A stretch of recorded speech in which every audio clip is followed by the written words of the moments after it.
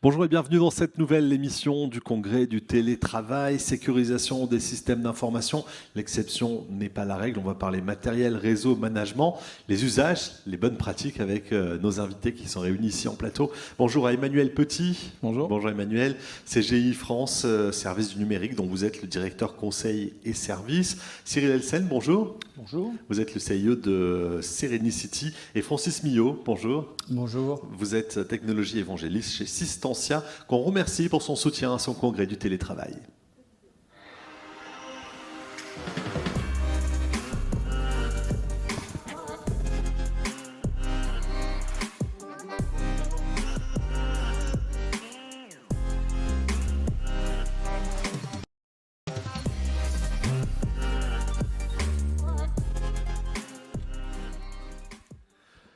Qu'est-ce qu'il faut faire ou ne pas faire justement, les bonnes pratiques, les règles, des inspirations avec nos invités. Puis avec vous aussi d'ailleurs, on partagera vos exemples, on partagera peut-être vos expériences aussi. Vous aurez des questions peut-être à poser via le chat et la fenêtre de chat qui est présente pendant tout ce direct et qui vous permet d'interagir avec les invités qui sont là avec nous. Je vais commencer avec vous, Cyril Elsen, pour échanger. Tout d'abord sur plusieurs points, cette notion de télétravail qui est soit organisée, soit subie. En mars 2020, on a dû déclencher très vite avec la fermeture de toutes les entreprises. Il a fallu continuer l'activité et là on a pris plein de risques, c'est ça, on a fait appel à des technologies assez permissives. Bonjour. Comme vous l'avez mentionné, il y a le télétravail organisé ou subi pour les entreprises qui avaient déjà un accord télétravail et qui étaient déjà donc équipées et rompues à l'exercice. Grosso modo, si je peux parler comme ça, le Covid a juste été un amplificateur, c'est-à-dire au lieu d'avoir que quelques collaborateurs en situation de télétravail, on en a mis beaucoup plus et beaucoup plus d'un coup. Alors, se sont posés des problèmes de capacité. C'était peut-être pas prévu d'avoir autant de collaborateurs d'un coup au même moment en télétravail, mais sur le plan de la sécurité, c'était déjà organisé, balisé et acquis par l'entreprise.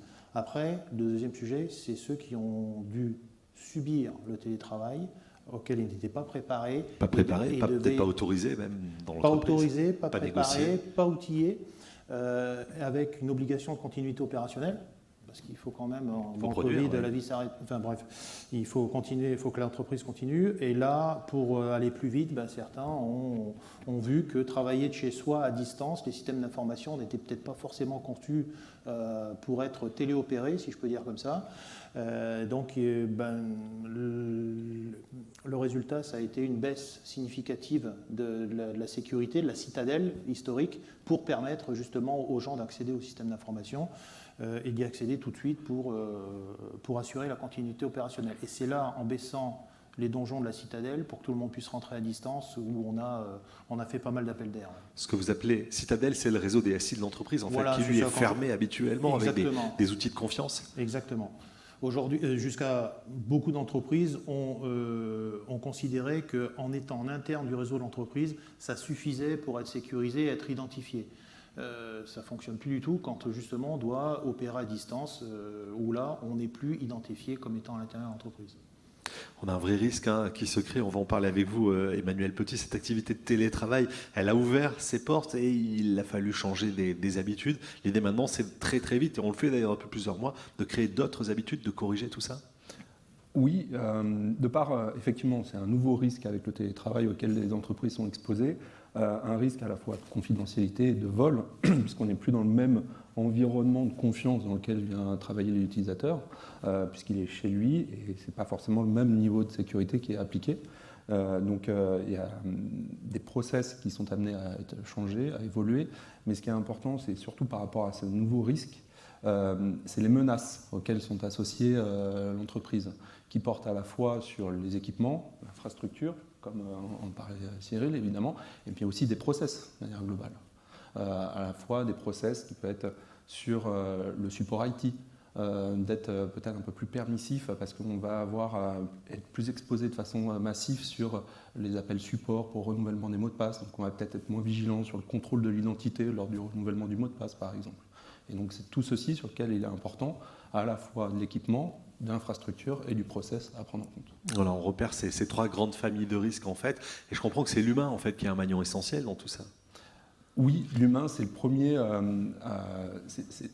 élément qui est exposé par rapport à cette organisation, à la fois de télétravail, mais pas que. On dit que dans la sécurité, il y a deux axes, qui est effectivement tout ce qui va être humain, puis après process qui vont être fortement impactés, avant de travailler de suite sur les infrastructures internes. Et donc l'humain est au cœur de tout ça, sur lequel on doit l'accompagner.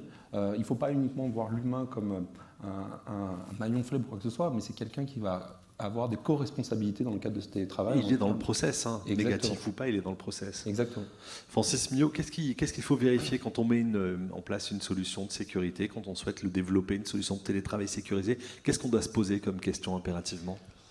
Alors, il y a plusieurs questions à se poser. Il y en a plein. En tout cas, il va falloir faire attention à un certain nombre de paramètres, en tout cas, qui vont toucher les utilisateurs.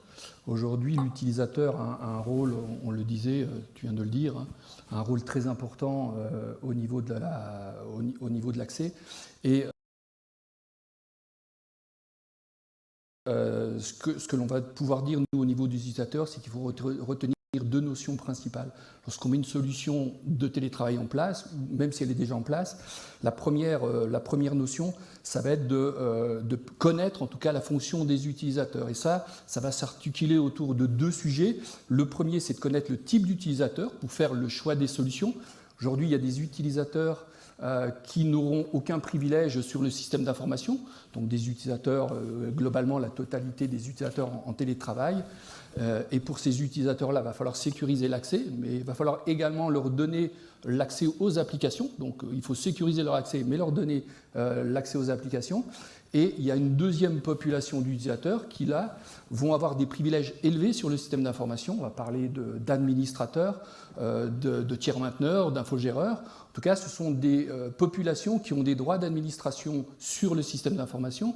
Et donc, eux, on va, en plus de la sécurité et de la mise à disposition des solutions, des applications, il va falloir en même temps tracer leurs accès, donc faire une traçabilité avancée sous forme de produits qui vont gérer des produits de gestion de comptes à privilèges qui vont permettre de faire de l'enregistrement de sessions des utilisateurs pour pouvoir revenir sur des tâches et en cas de problème sur une action mal faite, eh bien c'est d'anticiper, en tout cas de gagner du temps pour remettre en route le système. Ces gens-là sont plus vulnérables, ceux qui ont ces privilèges d'administrateurs? Alors, en tout cas, ce sont des points d'entrée beaucoup plus forts. Exactement. Comme ce sont des privilèges qui ont des droits d'administration sur le système, c'est vraiment une cible particulière. En tout cas, les cyberpirates vont plutôt s'intéresser à ce type de population. Parce que comme ils ont des droits beaucoup plus ouverts sur le système d'information, eh en cas d'attaque, et généralement on s'aperçoit que les cyberattaques, elles viennent souvent quand un cyberpirate veut franchir, en tout cas rentrer dans le système d'information d'un client, eh bien les infogéreurs, les prestataires de services sont vraiment les cibles principales parce que ils vont passer par leur tuyau à eux pour aller polluer le système d'information du client. Donc c'est vraiment une population très sensible et là il y a besoin de mettre de la traçabilité vraiment avancée sur ce type de personnes. On va revenir aux utilisateurs. Comment on s'assure de l'identité d'un utilisateur, que c'est bien vous pour Systentia par exemple, ou moi pour Radio France qui me connecte? Alors, la sécurité, en tout cas, il y a un panneau qui est très important et qui concerne la sécurité et en tout cas les identités des utilisateurs. Il y a une notion importante, une notion d'habilitation. Quand on parle d'utilisateurs et de sécurité au niveau des utilisateurs, on a besoin de maîtriser les habilitations des utilisateurs en fonction des contextes des usages et des populations. Donc, en fonction de ces personnes-là, il va falloir mettre en place des mécanismes qui vont automatiser la gestion des droits, la gestion des privilèges et le cycle de vie de ces comptes-là sur le système d'information. Parce qu'en cas de télétravail en masse, puisque aujourd'hui il y a du télétravail organisé, mais en période de crise, alors une crise, elle peut être une crise sanitaire telle qu'on l'a dit aujourd'hui, la pandémie avec la crise Covid, mais ça peut être elles peuvent être aussi de nature météorologique. Par exemple, des chutes de neige importantes, les routes sont impraticables, ça peut être des conflits sociaux. Et là, des grèves, on va paralyser des entrepôts ou alors des grèves de transport. Enfin, les transports vont être complètement figés. Et là, pour ça, on va devoir gérer de manière rapide, de pouvoir donner des habilitations aux utilisateurs sur des périodes et des cycles qui peuvent être courts, en tout cas qui vont être périodiques, et ça doit se faire de manière automatique à travers des solutions de gestion des identités, des accès généralement. Emmanuel Petit, tracer c'est nécessaire quand on met quelque chose en place dans l'urgence ou sur un temps très court. Il faut absolument le tracer parce que sur la durée, ça peut évoluer ou pas, mais en tout cas être très très rigoureux là-dessus. Oui, un point qui est important dans le cadre de cette organisation de télétravail, comme le soulevait au tout début Cyril, on parlait de travailler un peu dans l'urgence. Et qui dit urgence dit des fois d'omettre justement les autorisations ou d'être un peu plus laxiste. Alors qu'au contraire, ce qui est important, c'est de travailler également sur le process de dérogation. On peut potentiellement autoriser quelques écarts, mais les garder et les suivre. Donc tracer ces dérogations pour pouvoir les suivre et les traiter sur une durée très courte. Voilà, tout ça se fait évidemment, il y a des solutions qui existent, que vous représentez d'ailleurs également, qui permettent tout cela. La formation de l'utilisateur est essentielle, quel que soit son niveau. La formation, et avant de parler de formation, je parlerai de sensibilisation. Déjà avant toute sensibilisation. Je parlais tout à l'heure d'accompagnement de l'utilisateur qui est important. Dans le cas du télétravail, l'utilisateur peut être un peu démuni par rapport aux outils, quelles sont les bonnes ou mauvaises pratiques. Donc l'idée de l'accompagner et de le sensibiliser sur les bons usages, quels sont les bons canaux de communication à utiliser, les bons outils qui sont validés par l'entreprise ou l'organisme, qui sont autorisés, etc. Ce qui est important, c'est de travailler vraiment dans la continuité et pas uniquement sur une action one-shot avec un mail d'accompagnement, c'est vraiment dans la durée. Pour que cela fonctionne, il faut du matériel qui marche. Ce matériel doit être quelque part agréé ou de confiance. C'est ce qu'on dit, Francis Millot, matériel de confiance. Alors, matériel de confiance, oui. On a besoin en tout cas d'avoir, on va parler en termes de sécurité, on utilise beaucoup le terme Zero Trust. Zero Trust qui est la notion de non-confiance. Et aujourd'hui, si on la rapporte à la sécurité des accès sur les systèmes d'information dans un contexte de télétravail, eh bien, cette notion de Zero Trust et de non-confiance, elle n'est plus du tout adaptée aux solutions traditionnelles de type, quand je parle de solutions traditionnelles, c'est de type château fort. Aujourd'hui, quand une personne rentre sur le système d'information, on lui fait confiance. Et ça, c'est plus suffisant. Ce qu'il va falloir aujourd'hui, c'est s'intéresser aussi de son accès. Est-ce que son accès est valide? Si je vais imager un peu mon propos, une personne qui est rentrée dans un château fort, on va lui faire confiance. Par contre, cette personne, elle est peut-être rentrée par les remparts, elle a escaladé les remparts de manière clandestine, elle est rentrée. Et donc, c'est une personne qui n'est pas de confiance. Par contre, on va quand même lui faire confiance. Et donc, il faut aller plus loin, il faut bien s'assurer de son chemin d'accès, qu'elle est passée par un chemin d'accès, toujours par rapport au château fort, s'assurer qu'elle est passée par le pont-levis, par le bon endroit. Et là, on a vraiment une sécurité qui est beaucoup plus large. On s'intéresse aussi aux applications. Dans ce cas-là, on parle de matériel, mais il y a aussi des applications de confiance qui, elles aussi, font partie de cet environnement. Alors, si on parle d'applications, il va falloir répertorier déjà les applications, parce qu'aujourd'hui, déjà pour faire un choix de solution, il faut surtout analyser le type d'application. Aujourd'hui, il y a des applications lourdes, et des applications web, des applications client-serveur, enfin, il y a tout type d'applications. Et selon le type d'application, eh bien, en tout cas, l'objectif, c'est de pouvoir mettre en place des solutions de distribution d'applications. Et par exemple, une application lourde, on ne va pas pouvoir la mettre à disposition d'un télétravailleur de manière sécurisée aussi facilement que ça. Soit on redéveloppe l'application en mode web pour que ce soit accessible et surtout que l'utilisateur puisse travailler dans cette application. Et ce n'est pas possible, surtout dans des cadres de crise, de télétravail de masse.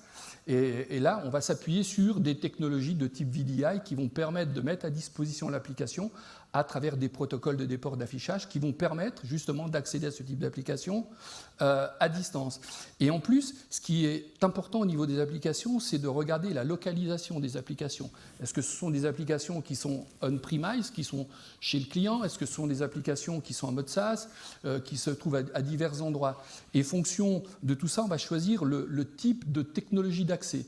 Une application, si toutes les applications se trouvent au même endroit, on peut avoir un accès quelque part point à point qui va permettre à l'utilisateur à distance de se connecter directement à sa plateforme d'application. Par contre, si les applications sont dispatchées, c'est vraiment le cas aujourd'hui, les applications, on parle d'Office 365, elles peuvent être chez Azure, chez AWS, elles peuvent être dans des data centers plus privés, elles peuvent être on-premise chez le client. Et pour ce type d'application, il va falloir gérer, on a une notion de sécurité périmétrique qu'il va falloir gérer, et il faut mettre dans ces cas-là une solution d'accès qui puisse répondre, qui soit globalement multisite, qui permette à partir d'un point d'entrée unique à l'utilisateur de pouvoir accéder à l'ensemble de ces applications sans avoir besoin de passer par le réseau de l'entreprise. Et là, on va s'appuyer sur des solutions d'accès qu'on appelle Zero Trust, donc c'est du Zero Trust dédié à la partie réseau. L'acronyme, c'est ZTNA généralement, et c'est ce type de solutions qui vont pouvoir répondre à justement ces notions de sécurité périmétrique. Il y a une checklist, Emmanuel, en 5 points qui intègre notamment la vérification, savoir si le matériel fonctionne, si l'environnement de travail fonctionne quand on est en nomadisme, j'allais dire, ou en télétravail. Il y a toute une série de vérifications à faire autour de tout ça. Alors, oui, ce qu'on est amené à préconiser ou donner comme bonne pratique pour à la fois les représentants de la population IT, c'est à peu près 5 grandes familles de bonnes pratiques. Le premier, effectivement, vous l'avez parlé, c'est s'assurer que les dispositifs de sécurité fonctionnent correctement. Derrière ça, ça veut dire quoi? D'avoir des équipements à jour, sur les postes de travail à jour, évidemment. Il y a une protection antivirale à jour et déployée sur tous les postes. Et puis d'avoir un filtrage navigation Internet qui soit mis en place. Ça, c'est le premier point. Le deuxième point, c'est aussi, je le rappelle, c'est la sensibilisation de l'utilisateur, puisque c'était la première ligne de contact dont on parlait. Le deuxième point, c'est sur la sécurisation, la vérification des accès. Bien s'assurer qu'on a des accès qui soient des accès distants adaptés et sécurisés, dont on parle d'authentification forte ou à double facteur. Et puis, on parle, quatrième point, c'est d'adapter les process, vérifier l'identité de l'utilisateur, gérer et suivre les dérogations de sécurité.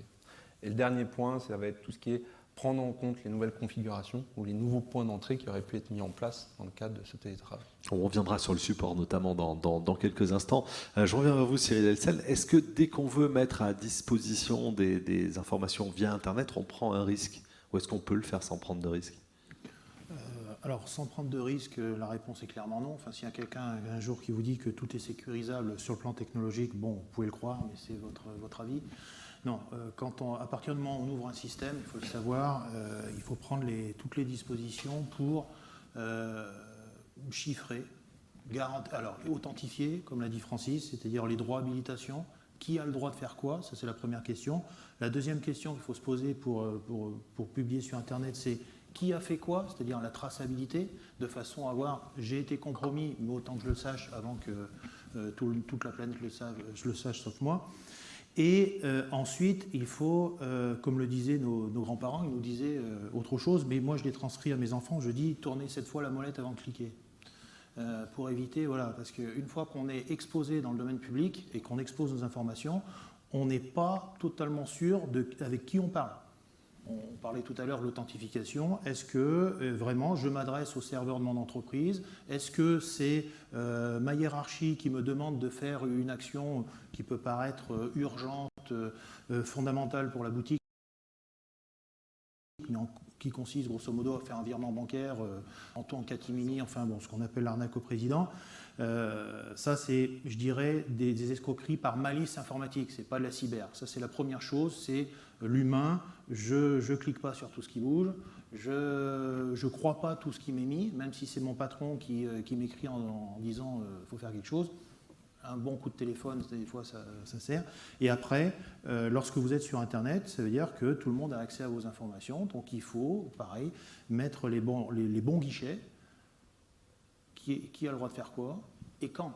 Francis l'a dit, télétravail, ça veut dire qu'on peut travailler 24 heures sur 24 de chez nous. Et quand vous avez des privilèges d'administration élevés, et que des opérations sont faites la nuit alors que vous êtes censé dormir la nuit, c'est pas aussi très judicieux de tout ouvrir tout et tout le temps. Ce que je disais, quand on a ouvert rapidement de manière contrainte, c'est vrai que le nombre de comptes administrateurs qui ont fuité sur le Darknet a explosé, quoi. Ça, c'est...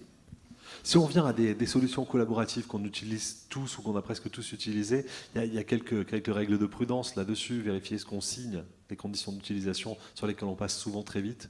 Exactement. C'est-à-dire qu'à partir du moment où On n'a pas lu les 92 pages en général écrits en une police que seul Brian, d'accord, on s'est compris, Souvent illisible, oui. qui consiste grosso modo, alors ce ne sont pas tous comme ça, hein, il y a des gens sérieux aussi, mais où est la propriété intellectuelle de ce que vous mettez sur ces plateformes? Est-ce qu'elle vous est encore due? Est-ce que vous la transmettez? Est-ce que vous perdez l'usage à terme? Donc ça, c'est le premier sujet. Et après, au-delà, et là j'irai plus loin que la cybersécurité, quand vous utilisez certaines plateformes, il faut se penser à l'intelligence économique. Lorsque vous avez, par exemple, la recherche et développement intense sur une technologie de pointe et que vous utilisez un moyen de communication qui est soumis à des lois extraterritoriales, il faut savoir que dans le cadre de l'intelligence économique, vous êtes peut-être perdre un avantage concurrentiel certain. Je n'irai pas plus loin là-dessus parce que je vais encore me faire beaucoup d'amis, mais... il y a une question de souveraineté en fait, des données qu'on met. Exactement. On ne sait pas forcément où sont les serveurs, à quel endroit c'est stocké. Je crois qu'aux États-Unis, l'État peut, dans certaines conditions, réclamer avoir accès à ces données. C'est ça, c'est les lois extraterritoriales, ce que je disais tout à l'heure. Alors, le serveur a beau être ici, hein, il a beau être même chez vous, il faut savoir que si vous utilisez une techno qui tombe sur le joug d'une loi extraterritoriale, le serveur, il est beau être dans votre salon, et vous êtes quand même soumis à cette loi-là. Si vous utilisez une messagerie très connue d'un moteur de recherche qui l'est tout autant, attention, vous utilisez une techno qui est soumise aux lois territoriales, si vous critiquez le pays en question, vous pouvez vous retrouver... interpellé. Donc il faut aussi qu'on soit très très prudent dans l'utilisation de technologies et de solutions pour lesquelles vous ne pouvez pas avoir la garantie de la souveraineté de ce que vous y faites. Quand on part pour une longue période de travail en télétravail, est-ce qu'on baisse la garde un petit peu plus facilement ou est-ce que très naturellement les choses se font et on baisse la garde? Oui, tout à fait. Alors, je pense qu'on l'a tous vécu quand, alors je ne sais plus quand est-ce que c'était en février, il me semble, enfin mi-février ou début mars, je ne sais plus, quand on nous a dit du jour au lendemain, bon, vous êtes gentils, tout le monde à la maison. Mi-mars 2020. Problème.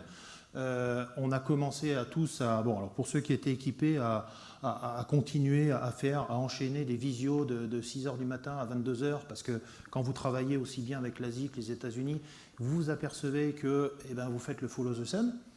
Donc la charge cognitive, la première semaine, vous tenez, la deuxième, vous commencez, puis la troisième, vous avez aussi des partenaires qui utilisent d'autres types d'outils, qui vous demandent d'installer d'autres types d'outils sur votre matériel. Et là, vous vous retrouvez à baisser la garde, dans le sens, d'habitude, vous installiez jamais rien, parce que vous disiez, attention, je vais installer quelque chose, je vais peut-être importer des cochonneries. Là, vous avez besoin de travailler sous l'empressement, vous êtes fatigué. C'est une situation exceptionnelle. Souvenez-vous, il y a 18 mois, on ne savait pas où on allait. Hein. On était à la maison, l'entreprise, il a fallu assurer la continuité opérationnelle, et on ne savait pas combien de temps ça allait durer, avec un message sur la stratégie de comment on va lutter. Je ne vais pas revenir sur le masque ou pas de masque, utile, pas utile, enfin on se souvient tous de ça. Dans le doute, et puis dans l'épuisement, cette fois la molette avant de cliquer, des fois on faisait que 3 fois la molette. Ouais, et là, on ouvre évidemment encore des portes et des portes pour les cybermalveillants. Les sociétés qui sont cloud ready, elles ont leurs données ouvertes sur le web, c'est vrai. On les a un petit peu plus ouverts encore pendant cette période, ces accès au web. Oui, alors celles qui étaient prêtes, encore une fois, je pense que là, ça a été fait correctement. Alors l'ANSSI... Il y avait un usage régulier du télétravail. Voilà. Ouais. Et après, il faut être rompu. Et au-delà de ça, c'est pas tant la technologie qui a... la technologie peut poser problème, mais c'en est l'usage. Comme on disait tout à l'heure, est-ce que tous les gens avaient l'acculturation nécessaire pour continuer à travailler de chez eux dans un environnement qui n'est pas leur environnement habituel. Typiquement, les gens à qui on a demandé de télétravailler mais qui n'avaient pas d'ordinateur portable, ils ont toujours un ordinateur fixe au boulot. Qu'est-ce qu'on a fait? Essayez de vous connecter de votre ordinateur chez vous, le temps qu'on commande des portables. Et souvenez-vous, l'effet ciseau, il n'y a plus de semi-conducteurs disponibles. Donc on ne peut plus commander des portables. Or, il faut que les gens travaillent. Donc vous prenez votre PC, votre ordinateur, excusez-moi, qui peut être partagé avec toute la famille, qui sert aussi de console de jeu pour les enfants. Enfin bon. Et là, oui, on a vu partir nous qui sommes dans la cybersécurité, on a mis quelques sondes, on a vu quelques dégâts très très graves. Une question de Mathilde dans le chat. Quels sont les acteurs spécialisés dans la sécurité des SI qui ont fait le plus leur preuve dans cette période de déploiement massif du télétravail et pourquoi? Alors, dans le chat, Donc dans toutes les Oui, messageries... question de téléspectateurs, pardon. Oui, question des pardon. gens qui sont à distance avec le chat où ils nous posent des questions. Oui. Alors pour le chat... Quels sont les acteurs en fait qui ont fait le plus leur preuve dans cette période de télétravail? Alors il y a les plus connus, je ne vais pas les reciter, hein, c'est nos amis d'outre-Atlantique, donc de toute manière ils avaient déjà une bonne partie du marché. Après il y a eu pas mal de... Il y a eu des solutions assez sympas sur ce qu'on appelle le monde des gamers, qui n'avaient pas attendu en fait le Covid pour instaurer le monde de travail à distance et collaboratif à distance. Hein. Donc il y a avec des solutions qui sont aussi complètes en termes de voix, de vidéo, d'échange de données, d'échange de données asynchrones ou temps réel, ça c'est important aussi. Après, les gens ont installé les logiciels qui étaient aussi installés par leurs partenaires. Typiquement, pour une visio, malheureusement, aujourd'hui, il n'y a pas trop de protocoles ouverts qui permettent de dire « moi, j'ai tel client de visio, ben, moi, j'en ai un autre », on arrive quand même à... C'est tout à fait propriétaire chez chacun, ouais. Alors, ça commence à s'ouvrir, mais c'est encore faible. Oui, donc on a installé l'application distante, évidemment, Exactement. pour pouvoir communiquer avec l'interlocuteur. Je voudrais qu'on revienne avec vous, Emmanuel, sur le support. Vous avez commencé à expliquer que le support, alors, on pouvait avoir une arnaque au support, avec des supports, vous c'est tout à l'heure peut-être, Francis, des supports qui donnaient assez facilement des mots de passe, des renouvellements de mots de passe, par exemple. Le support doit énormément s'adapter, le support informatique, il doit vraiment être au rendez-vous. Oui, effectivement, un des points qu'on voit, pas uniquement dans le télétravail, on voit souvent dans les missions d'audit qu'on est amené à réaliser, à se faire passer pour quelqu'un d'autre en appelant le support pour faire renouveler le mot de passe. Donc ça, et avec le télétravail, ça s'est beaucoup plus accentué de par l'événement massif de cette situation. Donc le support doit être aussi vigilant. On parlait de baisser sa garde en tant qu'utilisateur, mais les process aussi en interne ont eu potentiellement l'occasion de baisser leur garde. Et ils doivent être tout aussi vigilants, voire plus, pour mieux prendre en compte justement le nouvel environnement ou la façon dont les utilisateurs pouvaient être amenés à les solliciter. Évidemment, voilà, augmentation de sollicitation, et là aussi on baisse un petit peu la garde, donc un support absolument au rendez-vous. La famille en intrafamilial, est-ce qu'il y a un risque, Cyril ? Vous parliez tout à l'heure de l'ordinateur qui sert de console de jeu, l'ordinateur qui est ouvert à la maison, qui reste ouvert pour tout le monde. Alors la famille ou l'environnement, c'est-à-dire que quand vous avez votre ordinateur et vous n'avez pas la chance d'avoir une maison avec un bureau dédié, fermé, lorsque vous recevez du monde, votre ordinateur est ouvert. Alors si vous n'avez pas pris le soin de verrouiller votre session, ben, c'est aussi des informations qui peuvent être mises à disposition des gens qui sont chez vous. Alors la famille... ou des gens que vous aviez mis dans la colonne amis de votre fichier relations, mais qui en fait ne sont pas que des amis. Et je reviens sur, on a quelques cas typiques sur des enfants qui commencent à faire des mails avec le mail de l'entreprise, à toute l'entreprise, avec des termes qui ne sont pas professionnels. Donc ça aussi, ça cause des drames. Une question là aussi qui vient d'arriver dans le chat. Existe-t-il des assurances pour couvrir les risques de cybermalveillance ? Alors, il y a des assurances, il y a beaucoup d'assurances sur la cyberassurance. Après, le tout de la cyberassurance, qui a beaucoup évolué depuis, on va dire, une dizaine d'années, c'est qu'il y a 10 ans, vous pouviez encore signer un contrat, et j'en ai signé un, où l'assureur s'engageait à restaurer les données, même issues d'un cryptolocker. C'est pas mal, hein. Bon, le contrat, depuis, bien sûr, l'assureur a réfléchi et s'est dit, voilà, ça, c'est pas possible. Ceux qui ont pu garder cette clause, oui, voilà, les assureurs doivent s'arracher les cheveux. Oui. Ah ben là, oui. Et puis, au-delà de ça, c'est que les cyberassurances, aujourd'hui, l'assurance assure un risque. Or, la cyber, c'est plus un risque. C'est même plus un aléa, c'est juste un fait et on n'a juste pas la date. La date et l'intensité. C'est un fait aléatoire. Donc, aujourd'hui, il faut être très prudent en disant je dois vivre avec ce risque parce que je ne peux pas l'externaliser auprès d'un assureur. Donc je dois mettre en place tout ce qui a été indiqué tout à l'heure, les droits d'habilitation et d'avoir une hygiène informatique irréprochable compte tenu que je dois m'embourber le risque et je ne peux pas l'externaliser. Je pense aux entreprises qui, au mois de mars l'année dernière, avaient déjà une culture du télétravail, sauf qu'à ce moment-là, c'est 100% de l'effectif qui est passé en télétravail.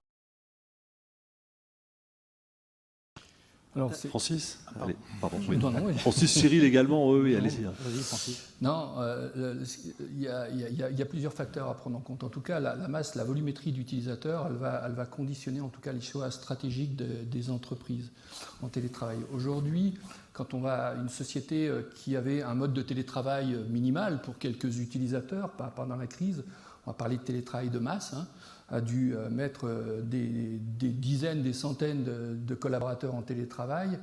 Et là, il va falloir surtout s'assurer de... on parlait justement du poste de l'ordinateur de la famille. Il va falloir répertorier les risques au niveau des ordinateurs. Et ça, c'était un gros focus en termes de sécurité. Aujourd'hui, il va falloir regarder les modèles d'ordinateurs parce que le risque n'est pas le même en fonction que ce soit un PC, que ce soit une tablette, un smartphone avec des OS totalement différents, du Linux, etc. Et donc, il faut faire la différence entre les postes qui sont maîtrisés et les postes qui ne sont pas maîtrisés. Et par rapport à cette volumétrie d'utilisateurs, dans l'entreprise, énormément de postes non maîtrisés, c'est-à-dire non connus de l'entreprise, ont dû se connecter au système d'information. Alors, un poste maîtrisé, ce que j'appelle un poste maîtrisé, c'est un poste qui est connu de l'entreprise, une dotation de l'entreprise. Le collaborateur rentre chez lui avec son portable, c'est un portable connu de l'entreprise, ou vient avec sa tour et l'écran sous l'épaule et le pose chez lui, mais en tout cas travaille avec un poste de confiance. On va appeler ça le poste de confiance parce que c'est une dotation de l'entreprise. Et après, on a les postes de non-confiance qui sont les postes des collaborateurs, des personnels, les postes personnels. Et là, en termes de sécurité, c'est plus du tout la même chose parce que c'est plus facile de sécuriser l'accès d'un poste connu de l'entreprise, Windows, plutôt qu'une tablette personnelle d'un utilisateur avec un OS Android. Donc les mécanismes ne sont pas les mêmes. Donc le challenge qu'il a fallu faire, c'est il a fallu rendre le poste de confiance. Un poste qui n'était pas de confiance personnelle, il faut lui donner de la confiance. Et pour ça, on va s'appuyer sur des notions, sur du contrôle de conformité. Le contrôle de conformité, c'est mettre en place des outils qui vont aller, au moment de la connexion, vérifier, analyser le poste de travail, vérifier s'il a un antivirus, s'il a un firewall, l'adresse IP du poste, enfin on va vérifier un certificat, enfin des tas de choses. Et fonction de ce poste-là, de cette vérification, soit on autorise la connexion, soit on la refuse, ou soit on limite le périmètre des applications. Parce que le poste... On arrive à isoler les postes? Alors, on arrive à les isoler, on va réussir à les différencier. Les isoler, c'est un peu autre chose, mais on les différencie. Et un utilisateur qui va utiliser son poste professionnel pour travailler sur ses applications d'entreprise, il va avoir accès à l'ensemble de ses applications. S'il utilise son poste personnel, ce contrôle de conformité va dire « Attention, ce n'est pas un poste connu ». Donc, je vais lui donner qu'un panel réduit des applications. Toutes les applications critiques, on ne va pas les mettre à disposition. Donc ça, ce sont des notions qu'on va pouvoir traiter à travers ce type de contrôle de conformité. Quand on isole un poste, qu'est-ce que ça veut dire alors si on met un poste à l'isolement, entre guillemets? Est-ce qu'on arrive à le faire déjà, à le mettre dans un environnement, mais à vraiment l'isoler, le couper de l'environnement? Alors, un poste qu'on va mettre à l'isolement complètement, il y a plusieurs points à prendre aussi en compte par rapport à ça. Aujourd'hui, il existe des technologies qui permettent en tout cas de mettre, pour des populations très spécifiques, un poste à l'isolement, ça concerne généralement des utilisateurs qui ont des privilèges très élevés sur le système d'information et qui n'ont pas à intervenir avec leur poste personnel parce qu'utilisé par la famille, parce que connecté à Internet, on est capable de remonter n'importe quel type de malware, de ransomware sur le système d'information. Donc aujourd'hui, il existe des solutions qui permettent de mettre, à travers des technologies de virtualisation, des postes à disposition de ce type de personnel, des postes qui sont totalement isolés du poste physique, qui sont sur des VLAN, sur des réseaux totalement protégés, pour justement gérer ces actes d'administration sur le système d'information. Donc ça, ce sont des technologies qui peuvent être proposées justement pour garantir cette étanchéité et cette sécurité au niveau du système d'information. Qui permet de connaître, d'évaluer le niveau d'exposition? Puisqu'en permanence, il faut le suivre. Qui sont les entreprises ou qui sont les métiers qui permettent de faire ça? Cyril, puis Emmanuel. Allez, Cyril. Alors, au niveau de l'exposition, on a différents indicateurs de mesure. On a le fameux Cyberscore qui est pratiqué par certaines sociétés qui font des tests, on va dire des tests de surface pour dire est-ce que la carrosserie de la voiture est rouillée, si oui, à quel niveau, si je peux parler comme ça. Et puis après, il y a d'autres tests, les tests internes, qui permettent de mettre en évidence des vulnérabilités. Alors, des vulnérabilités liées à des défauts de configuration ou d'utilisation, mais aussi des vulnérabilités liées à des technologies proprement dites.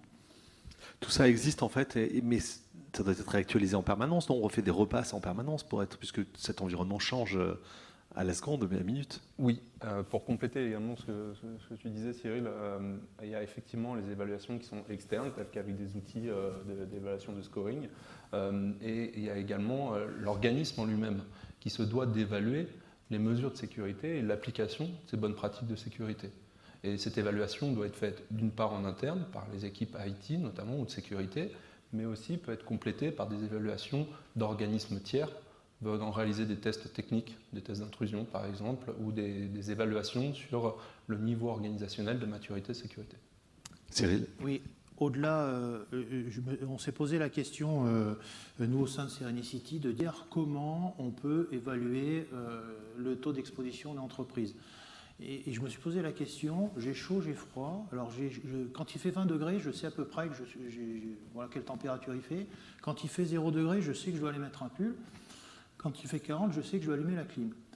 En cybersécurité, paradoxalement, il n'existait pas d'unité de mesure. Au niveau de ce que j'appelais, donc on a déposé une unité de mesure qui s'appelle le taux de cybertoxicité en temps réel, la cybertoxicité. Donc une échelle. C'est une échelle ouverte, Ouais. c'est-à-dire quel est votre taux de cybertoxicité parmi vos flux à un instant T. Donc ça, c'est des équipements de mesure, grosso modo, qui vous permettent de dire, vous avez beau avoir les meilleurs firewalls, la meilleure organisation, avoir coché toutes les cases de toutes les normes pour être très très bien en cyber, mais grosso modo, il se passe quoi à l'heure où on se parle sur votre réseau? Donc il n'y avait pas jusqu'à présent d'unité de mesure comme les degrés Celsius, comme le kilogramme, pour dire quel est mon taux de cybertoxicité sur mon système d'information. Donc ça, c'est une unité de mesure qui maintenant existe, qui a été brevetée au plan français et même européen par Serenicity et qui est très regardée par les assureurs parce que justement, au-delà du constat au jour J, là, on est en temps réel de voir ce qui se passe et surtout, on voit l'évolution et la tendance. Parce que pour être On a une anticipation finalement. C'est surtout l'évolution du risque. Est-ce que c'est un risque structurel ou un risque conjoncturel? Ce n'est pas du tout la même chose pour un assureur. Et en assurance, évidemment. Question de Mathilde. Le contrôle de conformité sur un poste personnel respecte-t-il les infos privées et personnelles du salarié? Alors, le contrôle de conformité va se faire à plusieurs niveaux. On ne va pas les lire les données de l'utilisateur, en tout cas sur son poste de travail. On va les contrôler des fonctionnalités du système pour analyser justement des politiques, des règles de sécurité, des politiques de sécurité que mettrait en place l'entité. En tout cas, on ne va nullement à n'importe quel moment lire les données des utilisateurs sur les postes personnels. Voilà, on va chercher des informations qui ne concernent que l'ordinateur et l'informatique. Et c'est nécessaire et c'est important de le rappeler. C'est systématique dans toutes les entreprises où on se connecte au VPN. Il y a cette connexion, il y a cette recherche qui se fait, cette conformité qui se met en place? Non, alors des solutions de contrôle de conformité du poste de travail, toutes les solutions ne le permettent pas. Des solutions de type VPN, généralement, sur des connexions de VPN en IPsec, je ne suis pas sûr qu'on aille faire du contrôle de conformité. Donc là, ce n'est pas natif, en tout cas par rapport à toutes les solutions. Mais aujourd'hui, des solutions de type Zero Trust se doivent de faire ce contrôle de conformité. Après, il est fait plus ou moins en profondeur sur le système, parce que ce qui est aussi important, on parlait de sécurité par rapport au poste personnel, c'est de ne pas avoir à installer de quoi que ce soit sur le poste. On ne va pas les polluer le poste. Par exemple, une connexion, on parlait de connexion VPN, il va falloir installer un agent sur le poste de travail. Donc on va venir polluer, entre parenthèses, le poste de l'utilisateur. Déjà, il faut avoir les habilitations pour le faire. Les télétravailleurs sont pas tous qualifiés pour venir installer un agent sur le poste, sur son poste personnel. On a un problème de compatibilité parce qu'aujourd'hui, installer un agent sur des postes qui peuvent être de modèles différents, de systèmes différents, c'est compliqué. Donc ça aussi, il faut éviter. Et un agent, c'est vraiment la porte d'entrée vers le système d'information, c'est vraiment un axe des cyberattaques. C'est vraiment quelque chose qui est très convoité, en tout cas par les cyberpirates. Donc quand on peut s'en affranchir, faut le faire. Et aujourd'hui, il existe des solutions qui vous permettent de vous connecter à travers un navigateur en mode HTML5 qui permettent justement de s'affranchir de l'installation de ses clients. Et ça, il faut le faire quand on peut le faire. Je voudrais qu'on revienne un tout petit peu à l'utilisateur. On a parlé du besoin de sensibilisation, Emmanuel. Il y a des conduites un peu plus à risque que d'autres. Il y a des types de logiciels plus dangereux à installer, des sites plus dangereux à fréquenter. Je ne sais pas si on peut parler de conduite plus à risque, mais on va avoir dans cette situation de télétravail où l'utilisateur, on en parlait depuis tout à l'heure, l'utilisateur va être de plus en plus tenté à fusionner l'environnement privé et professionnel. À utiliser, il se peut qu'il n'a pas son ordinateur pro, parce qu'on parlait d'ordinateur fixe qu'il a au travail, et donc il va être amené à utiliser son ordinateur personnel pour une activité professionnelle, ou par le fil du temps, utiliser son ordinateur professionnel pour des activités personnelles. Et donc qui peut nécessiter peut-être d'installer des logiciels qui ne soient pas validés par l'entreprise, ou d'aller sur des sites qui ne soient pas autorisés par l'entreprise. Pardon, Francis. Juste compléter, bien sûr, oui. Et c'est vrai que c'est des grosses demandes qu'on a eues, nous, dans le cadre du télétravail par rapport à nos clients. Les grosses demandes qui ont été faites, c'est justement de pouvoir appareiller le poste personnel, son poste personnel, sans rien avoir installé dessus, sans y toucher, à travers une connexion distante, appareiller le poste au poste dans l'entreprise. Donc l'utilisateur retrouve son ergonomie, son environnement de travail, ses applications à partir de son poste personnel, mais il ne travaille pas sur son poste, il travaille en déport d'affichage quelque part sur le poste professionnel, et à travers le flux d'échange, on ne fait rien passer, on fait passer des clics souris et des rafraîchissements d'écran, donc il n'y a aucune donnée qui remonte vers le système d'information. Donc là aussi, c'est une garantie, en tout cas en termes de sécurité, on va limiter d'une part la surface d'attaque sur le système d'information, mais on évite aussi de les remonter de virus ou d'autres. Si je comprends bien, on exécute le moins de choses possible sur l'ordinateur de l'utilisateur. Bah, écoute, l'idéal, c'est ça. On ne peut pas s'affranchir de tout, mais l'idéal, c'est d'utiliser le moins possible les fonctionnalités locales du poste de l'utilisateur, parce que c'est un poste qui n'est pas maîtrisé et qui concerne toute la famille. Donc, effectivement, des consoles de jeux, on va télécharger n'importe quoi sur ce poste-là. Donc, quand on peut s'affranchir d'utiliser les processus du poste physique, du poste du personnel de l'utilisateur, on va le faire, et ce moyen d'appareillage sur des systèmes centralisés, c'est en tout cas une des réponses en termes de sécurité dans un mode de télétravail. Au DSI, en tout cas, de publier des conseils régulièrement mis à jour, des conseils de bon usage, une charte, pourquoi pas, un engagement ? Oui, au DSI, alors on parle aussi, dès le départ, on parle de charte d'utilisation du système d'information. Et que dans cette charte d'utilisation, qui est destinée à tout collaborateur de l'entreprise, intègre un volet autour du télétravail. Et on va parler également, lorsqu'on parle bonne pratique sécurité, d'avoir quelques règles en matière de télétravail, quels sont les outils à utiliser dans le cadre de télétravail, les canaux de communication également, quelles sont les pratiques à faire et à ne pas faire dans le télétravail. À quel point les solutions que vous utilisez sont-elles sécurisées ? Parce qu'elles aussi, elles sont certainement vulnérables, et entrer avec une solution de sécurité, ça paraît être l'idéal, parce qu'on va absolument partout. À quel point et comment on sécurise vos solutions ? Déjà, peut-être avant de sécuriser l'accès, il faut surtout sécuriser l'authentification de l'utilisateur. Aujourd'hui, il y a plusieurs modes d'authentification. Une authentification basique, c'est-à-dire aujourd'hui, ce qui va se faire, on va demander à l'utilisateur ce qu'il connaît, son mot de passe. Il va s'authentifier avec un mot de passe. Ça, aujourd'hui, c'est plus suffisant, surtout en mode de télétravail, avec tout ce qui se passe aujourd'hui, les attaques. Il faut au moins, au niveau de l'authentification, proposer une authentification multifactorielle, c'est-à-dire, on va parler de MFA, on va renforcer l'authentification, c'est-à-dire, en plus de demander à l'utilisateur ce qu'il sait, son mot de passe, on va lui demander peut-être qui il est. On va contrôler une empreinte digitale, une empreinte faciale pour la connexion. On va lui demander ce qu'il possède également. Il a une carte à puce, on va lui demander un jeton OTP. Enfin, on va renforcer cette authentification-là. Et après, quand on rentre dans des notions de non-confiance, on va rajouter en plus à l'authentification forte, on va parler d'authentification adaptative, c'est-à-dire on va tenir compte de son contexte. Est-ce que l'utilisateur peut se connecter tout le temps, à partir de quel poste? Donc il y a une notion de contexte qui va dire je peux me connecter quand et je peux me connecter d'où. Et selon le type de poste où l'utilisateur se trouve, la connexion ne sera pas la même, on va la sécuriser différemment. Et dernière chose, au niveau de l'authentification, il y a encore un niveau qui permet de faire de l'authentification continue.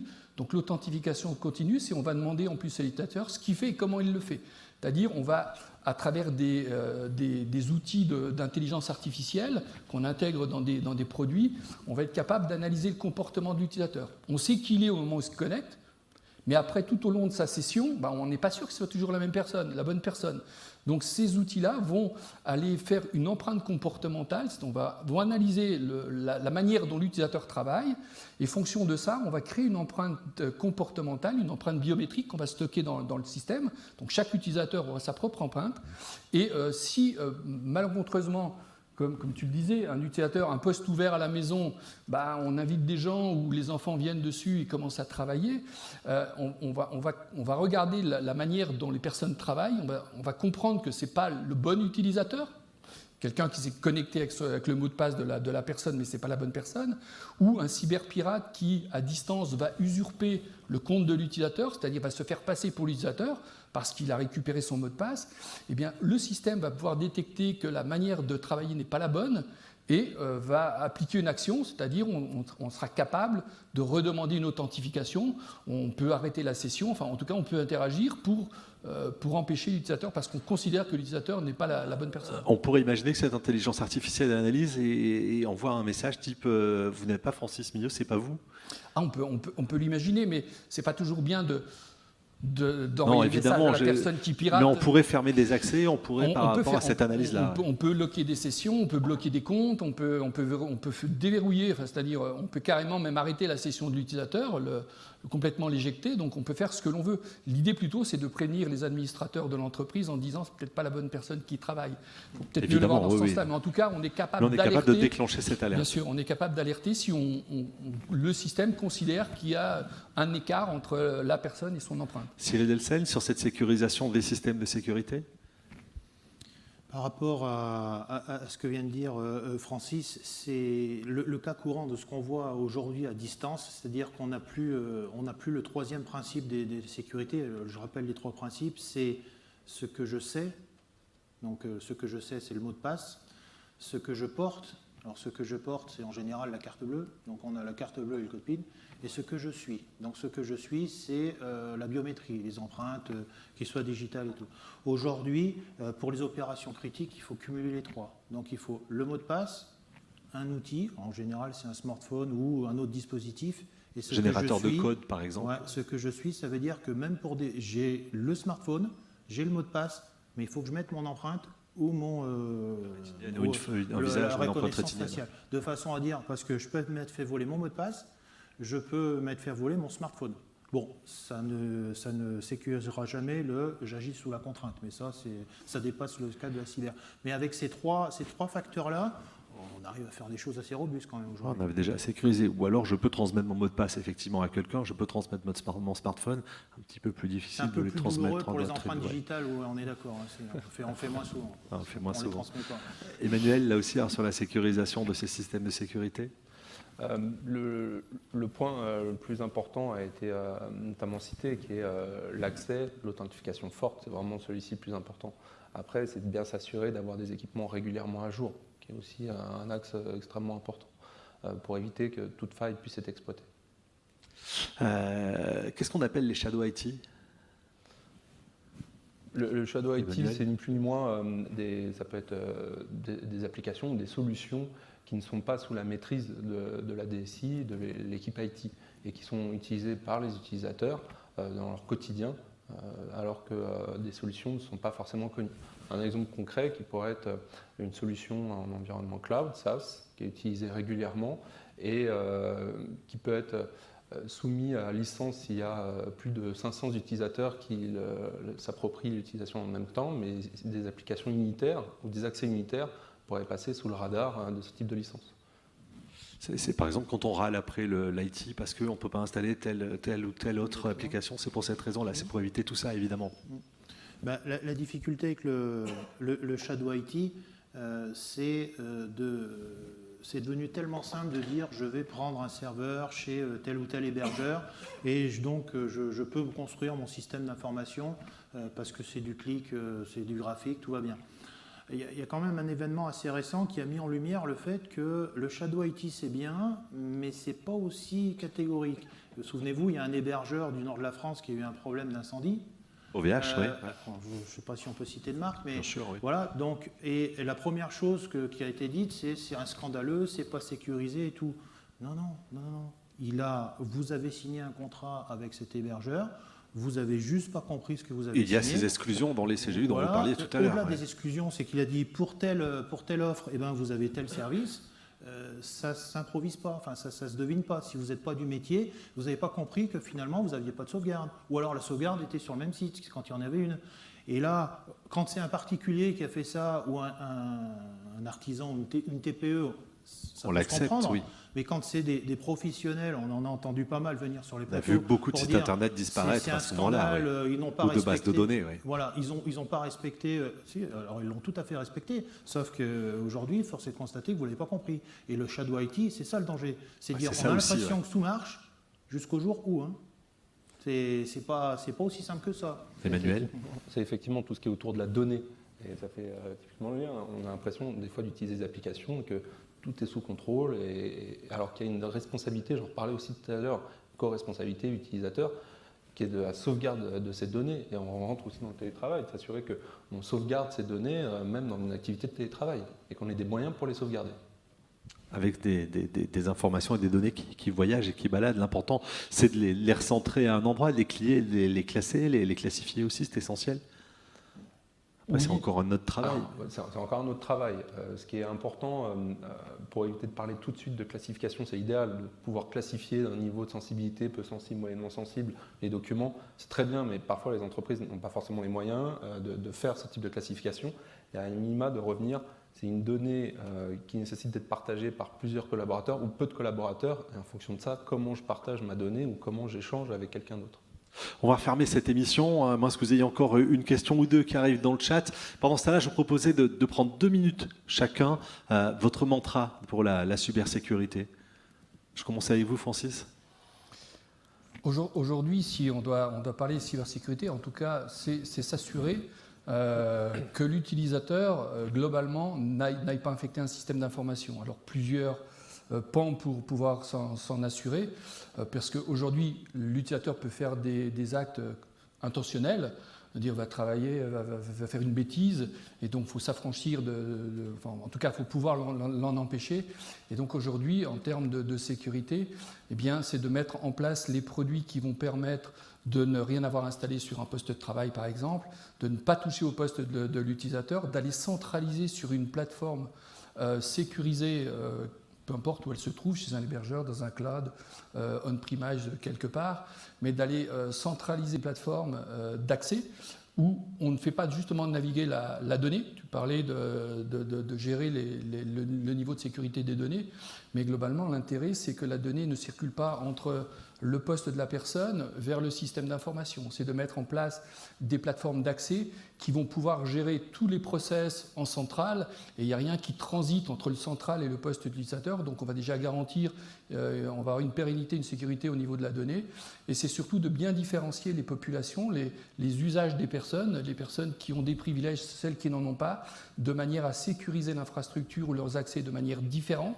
parce que ce ne sont pas les mêmes populations, elles n'ont pas les mêmes droits, les responsabilités ne sont pas les mêmes. Donc c'est vraiment de sécuriser le poste de travail, de faire attention au type de personnes, aux populations qui vont accéder au système. Emmanuel Petit. Moi, je pars du principe, dans le cadre du télétravail, c'est ce partage de responsabilités entre l'utilisateur et l'entreprise. Que l'entreprise mette à disposition les moyens et communique, sensibilise les utilisateurs sur ce qu'ils ont le droit et comment l'utiliser. Et en tant qu'utilisateur, de bien utiliser les moyens mis à disposition et de respecter les consignes de sécurité. Cyril Alsen, pour terminer. Alors, moi, mon combat au quotidien, c'est, le télétravail l'a renforcé, c'est défendre la souveraineté et l'intelligence économique, par rapport qu'on met souvent derrière la cybersécurité, alors que ce sont deux choses différentes. Le cloud, c'est cybersécurisé, il n'y a pas de problème. Il y a des milliards qui ont été mis sur le sujet, le cloud, c'est sécurisé. Par contre, ça ne veut pas dire qu'on n'a pas un problème d'intelligence économique derrière. Loin de là, donc mon combat au quotidien, et le télétravail, on l'a subi, maintenant ça fait 18 mois, on a le temps de s'organiser, de doter les entreprises et les organisations d'outils permettant de garantir la souveraineté des données et également la sauvegarde du patrimoine informationnel.